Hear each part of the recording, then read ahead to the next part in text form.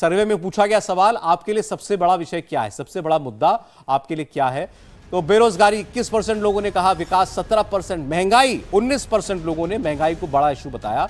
और आपको बता दें, इस महंगाई को काउंटर करने के लिए राजस्थान में महंगाई राहत शिविर लगाए थे अशोक गहलोत ने। इसके लिए अलग अलग जगहों पर कैंप लगाए गए थे। इसी स्कीम का हिस्सा है 500 रुपए का सिलेंडर। तो इसको कम से कम काउंटर करने की कोशिश की गई थी। लॉ एंड ऑर्डर 18% लोगों के लिए बड़ा मुद्दा है, लेकिन ये मुफीद नहीं है राजस्थान सरकार के लिए, क्योंकि ये उनका ट्रैक रिकॉर्ड इसके खिलाफ जाता है। इस पर उनका ट्रैक रिकॉर्ड काफी खराब है। लेकिन जहां तक महंगाई को एड्रेस करने वाली बातें, तो ये गारंटी वाली बातें तो विजय लक्ष्मी, ये कांग्रेस को लगता होगा कि ये चले हमारी राजस्थान में। बिल्कुल। और सौरभ, जिस तरह से अगर आप देखेंगे कि बीजेपी का नैरेटिव और खासतौर से प्रधानमंत्री नरेंद्र मोदी रेवड़ियां ना बांटने की बात करते हैं, तो कांग्रेस पार्टी एक नैरेटिव ये भी शायद बिल्ड करे कि अगर बीजेपी आ गई तो जो हमने दिया है वो सब खत्म हो जाएगा, क्योंकि वो रेवड़ियों का या ये इसको वो रेवड़ी कल्चर में शामिल करेंगे। तो फिर ये भी एक नैरेटिव हो सकता है जिस पर कांग्रेस पार्टी आगे जनता तक उसको पहुंचाने की कोशिश करे। लेकिन ये बात ज़रूर है कि ये अशोक गहलोत का चुनाव है, और चिरंजीवी योजना हो, ओल्ड पेंशन स्कीम योजना हो, महंगाई राहत शिविर हो, या फिर LPG सिलेंडर पर जो राहत वहाँ की सरकार ने दी है, और बाकी जो स्टेट्स में कांग्रेस की सरकार है उनके मुकाबले जो स्कीम्स, जिस तरह की पॉलिसीज, और वो भी चुनाव से महज 5-6 महीने एक पूरे पॉलिसी स्ट्रक्चर्ड तरीके से अशोक गहलोत ने ये काम किया है, क्योंकि वो जानते हैं कि चुनाव के पास अगर चीजें की जाएं तो जनता के दिमाग में वो लंबे समय तक रहती हैं। कितने लंबे समय तक है मैं आपको बता देता हूं। इस सर्वे में ये सवाल था कि आपको किसकी गारंटी पर यकीन है। प्रधानमंत्री आते हैं तो वो कहते हैं मोदी का मतलब है गारंटी पूरा होने की गारंटी, और कांग्रेस पार्टी की गारंटी दे रही है। इस सवाल का जवाब आप देखिए, 52% लोगों ने कहा हमें भारतीय जनता पार्टी की गारंटी पर भरोसा है। 40% लोग कहते हैं कांग्रेस पार्टी की गारंटी पर हम लोग यकीन करते हैं। तो इसमें आपको इस बात का जवाब मिल गया होगा। देखिए, वो चुनाव में क्या चीज सबसे अहम है कि आप भरोसा किस पर कर रहे हैं, यकीन किस पर कर रहे हैं। तो ये सवाल ये आपको बताता है कि नरेंद्र मोदी जो हमसे वादा कर रहे हैं चुनाव के अंदर, आधी से ज्यादा वोटर 52% लोग कहते हैं कि हमें उस पर भरोसा है। 40% लोगों का कहना यह है कि नहीं, कांग्रेस पार्टी जो हमें दे रही है और आगे जो देने का वादा कर रही है हम उसके साथ जाना बेहतर समझेंगे। लेकिन ये गैप काफी है, और यही चुनौती थी अशोक गहलोत की कि वो इस गैप को भर पाते हैं या नहीं भर पाते हैं। अभी तक तो हमें नहीं दिखाई दिया। जितने क्षेत्रों की हमने बात की है, आने वाले रीजन्स में हम देखेंगे कि क्या अशोक गहलोत जो है वो कोई भरपाई कर पाए हैं। जल्दी से 1-2 सवाल, फिर मैं अगले क्षेत्र पर बढ़ूंगा। अच्छा, एक छीनिए नहीं, एक करके बोलिए। सर, मेरा नाम अभिषेक कुमार श्रीवास्तव है।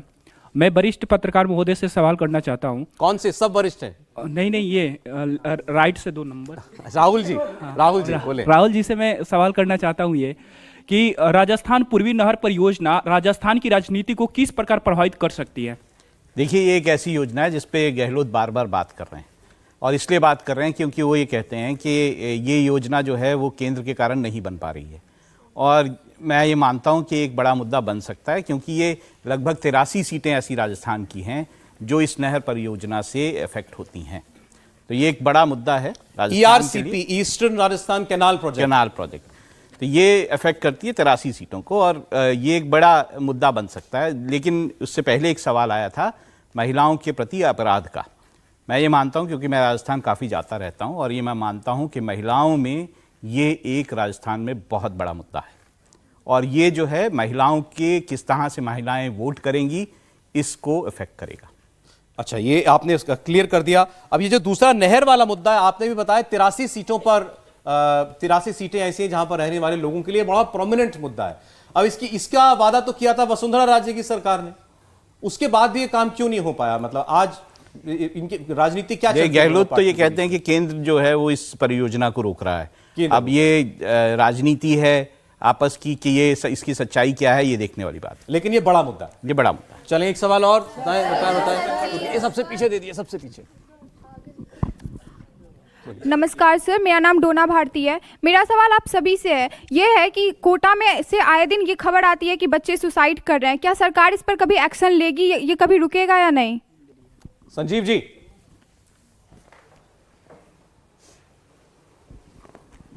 कोटा में सुसाइड की, देखिए कोटा एक्चुअली इतना बड़ा एक ट्यूशन का केंद्र बन गया है। मेरे ख्याल से भारत में सबसे बड़ा केंद्र है जहाँ लाखों बच्चे, पूरी कोटा की अर्थव्यवस्था बदल गई, और पिछले 2-2.5 दशक से कोटा उसका सेंटर बन गया है। तो ये बहुत ही दुर्भाग्यपूर्ण बात है जो वहाँ पे सुइसाइड की रेट बढ़ रही है, लेकिन दुर्भाग्यपूर्ण होने के साथ साथ हमें थोड़ा रियलिस्टिक भी होना पड़ेगा कि कोटा जो लाखों बच्चे आ रहे हैं वो कौन है।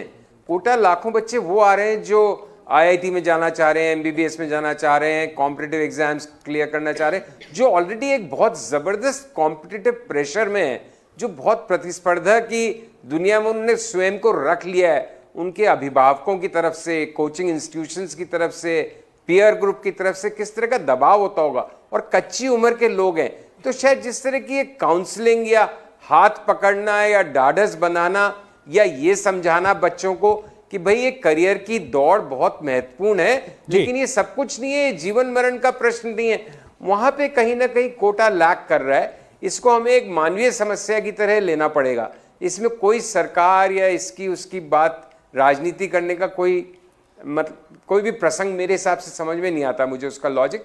बट ये बहुत दुर्भाग्यपूर्ण ट्रेंड है, और जो हमारी नई पीढ़ी एक्चुअली कई मोर्चों पे जूझ रही है इससे, इस प्रतिस्पर्धा से, क्योंकि हमारा देश असल में एक अनार 1 लाख बीमार वाला देश है। तो क्या करें?